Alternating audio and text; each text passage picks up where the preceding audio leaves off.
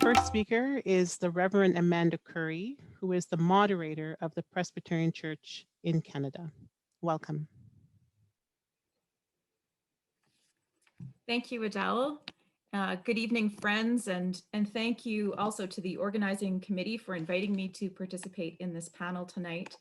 Thank you so much to Dr. Cooper for your informative and challenging presentation for us. In my congregation's online Sunday school, we've been studying the Beatitudes from Matthew 5, and a couple of weeks ago, we got to this one. Blessed are those who hunger and thirst for righteousness, for they will be filled. We talked with the children about what it feels like when we are hungry, really hungry, that empty pit in the stomach, that painful emptiness, that relentless feeling of hunger and need that will not let up until you get something to eat. And then we talked about what it feels like when we see something unfair or wrong happening around us. And we get that feeling that I should say something, I should do something. Most people get that feeling when something unfair happens to them. Following Jesus means that we start getting that feeling when we see something unfair happening to other people too.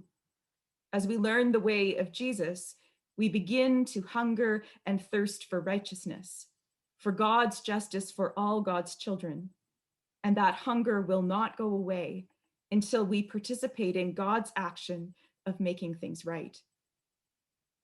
The International Decade for People of African Descent is important for the Canadian churches because as followers of Jesus, we are learning to hunger and thirst for righteousness. We are learning to care about justice. In Living Faith, a statement of Christian belief of the Presbyterian Church in Canada, written in the 1980s, we declared this: justice opposes prejudice in every form. It rejects discrimination on such grounds as race, sex, age, status, or handicap. Justice stands with our neighbors in the struggle for dignity and respect and demands the exercise of power for good. Part of the challenge for Canadian churches today is to realize that we're not there yet. We're a long way from there. In a recent article, Dr. Cooper notes that on the international stage, Canada is seen as a site of goodness, politeness, and mercy, as a place where slavery did not exist and racism and anti-Blackness do not occur. But she goes on to show, and we heard again tonight, that that simply is not true. Canada's history includes the same institutionalized enslavement of Africans, beginning with its pre-Confederation French and British colonial regimes. And today, Canada still lives within the shadow of slavery, with its logic of Black inferiority, Black marginalization, and the denial of Black experience and pain. I'm one of those white Canadian church members who grew up with the idea that Canada was all about multiculturalism.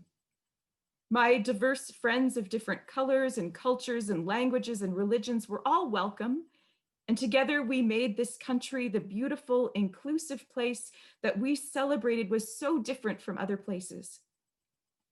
I thought of racism and discrimination mostly as ancient history, things we had gotten rid of generations ago, as isolated incidents perpetrated by backward people, or as faraway problems in other countries that were not so enlightened as Canada.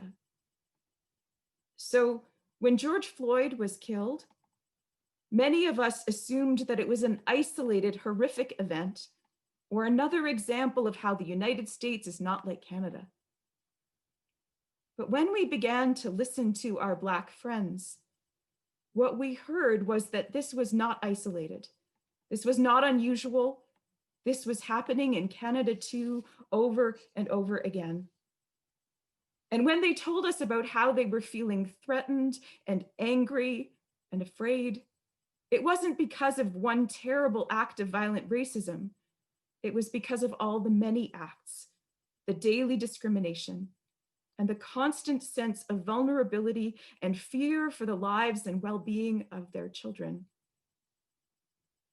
I get a pit in my stomach as I think about the pain of my Black friends and neighbors and my contribution to that pain through the ignorance and inattention to the realities of the society in which we live.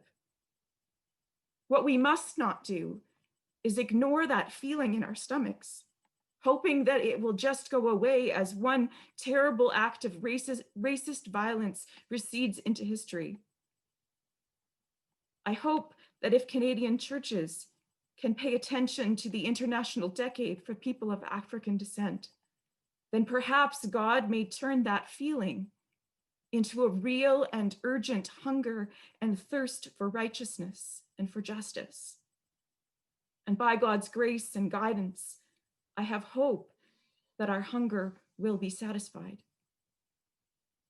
In a recent study document on racism and hate in Canada, produced by my denomination's Justice Ministries, it says this: "We are all God's children and must speak up and stand up for and with each other.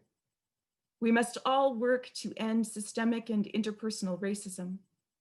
Racism disrupts the heart of society, cutting through community relationships and alienating neighbor from neighbor.